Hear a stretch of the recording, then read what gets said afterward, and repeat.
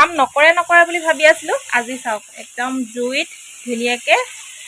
মংগ বনাই আছে মমো মছলাখিনি একদম মানে ধাবাত হেৰি কৰি লোৱা নিচিনাকে গুলি ললা যে আগতে এফালে লৈছে মাংস ঘৰত বাৰু আমি মাংস খোৱাই নাই 7 তাৰিখৰ পৰা আজি পাহিহঁতৰ ঘৰতে নাই দেই মাংস আগতীয়াকে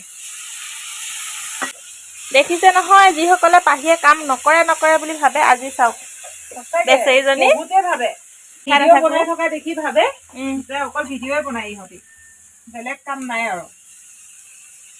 আৰু ভিডিঅ'টোত আমি 1 মিনিট 2 মিনিটহে দেখাও বাকি 24 ঘণ্টা জানো দেখি থাকে ন কোনোবাই গতিকে এনে অনুমান কৰিলে নহব নহয়